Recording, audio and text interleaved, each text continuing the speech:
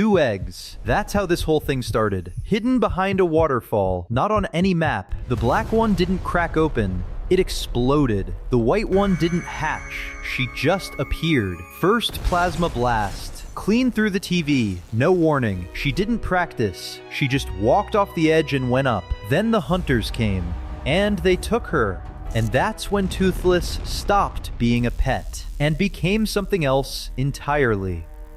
2 eggs. That's how this whole thing started. Not a plan, not a decision, just me, a waterfall, and what was easily the worst idea I've ever had. I found them behind a waterfall that isn't on any map, hidden inside a cave that felt like it had been waiting for someone for centuries and then settled for me. One egg was obsidian black, the other pearl white, both glowing faintly like they had their own heartbeat. I knew exactly what they were, and I also knew I probably had about 30 seconds before something in that forest decided I didn't belong there. So I wrapped them, put them in my bag, and ran. When I got home, I did everything I could think of. Heat lamps, velvet lining, volcanic stone, constant temperature checks. I was logging readings every hour like a sleep-deprived scientist trying to prove something to himself.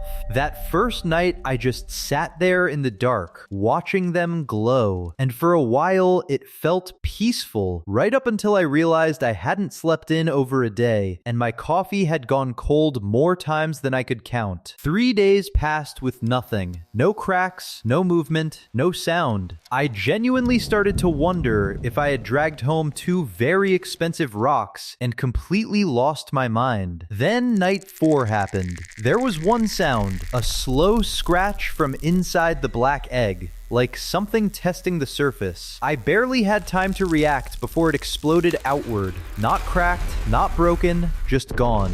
And there he was, obsidian scales, green eyes burning with awareness, already alert, already present.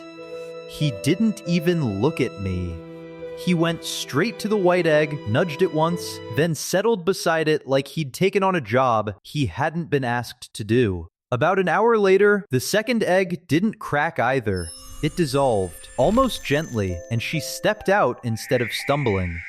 Calm, composed, already taking in the room like she was deciding whether it was acceptable. The first night with both of them was loud in one direction and completely silent in the other. He snored enough to shake the heat lamp. She didn't move at all. I stayed awake watching them longer than I should have because I couldn't quite believe they were real.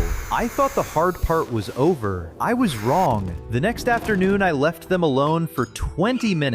When I came back, the room looked like it had been through a storm. The lamp was on the floor, books everywhere, and he was hanging from the curtain rail like he'd always lived there. She was sitting in the middle of it, completely calm, watching everything like she'd either caused it or just found it interesting. With her, it's impossible to tell. They grew fast, faster than I expected, and I needed to figure out what they actually ate. So I did the only thing that made sense at the time and laid out everything I had. He went straight for the salmon before it had even stopped moving across the table. No hesitation, no doubt. She, on the other hand, examined everything first, circled it, then tapped a watermelon once and split it clean in half like she'd planned it. By the next morning, they had doubled in size. The nest I built barely held them. Tails hanging over the edges, already outgrowing everything I could provide. Then, things got stranger. I walked into the kitchen and saw 2 faint silver lights floating above the counter while grapes disappeared into nothing. Before I could process that, I heard the first plasma blast from the other room. Clean, precise, straight through the television. No warning, no hesitation. At that point, I accepted the house wasn't going to survive this. So I built something else. An outdoor space, platforms, towers, enough room for them to move and grow properly. The moment she saw it, she climbed to the highest point and stepped off without hesitation, lifting into the air like flying had never been a question. He watched her go, and you could see it immediately. He wanted that. He tried. For 2 seconds, it worked perfectly. Then his left fin failed, and he dropped into the bushes. He got back up straight away, looked at the fin, then back at the sky, and something shifted in him. Not frustration, recognition. So I built him a new one. Carbon fiber, shaped exactly to match, fitted carefully. The moment he tested it, his entire body lit up with energy. He started small, a short glide, then went higher. When he finally launched properly, he cleared the tree line in one clean movement. No hesitation, no correction. It was one of the most incredible things I've ever seen. And then I saw the drone. Small, black, hovering too still to be passing through. It was watching him, locked on, not moving away. That was enough for me. We left that night. No destination, just distance.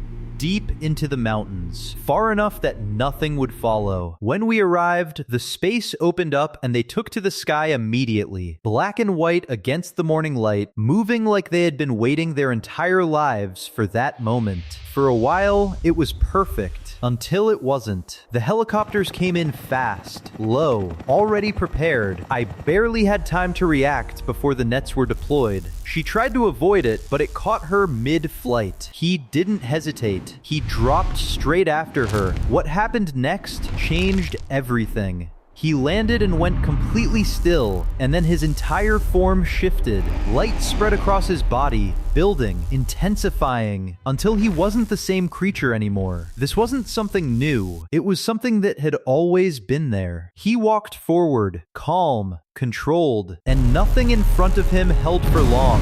When we reached her, she was already standing, waiting. The moment the door opened, she stepped out like she had expected it. After that, nothing in that place stood for long.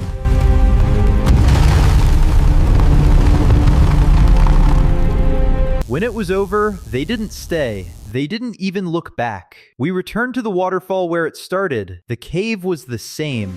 Quiet, unchanged, like none of it had ever happened. He came close one last time, calm and certain.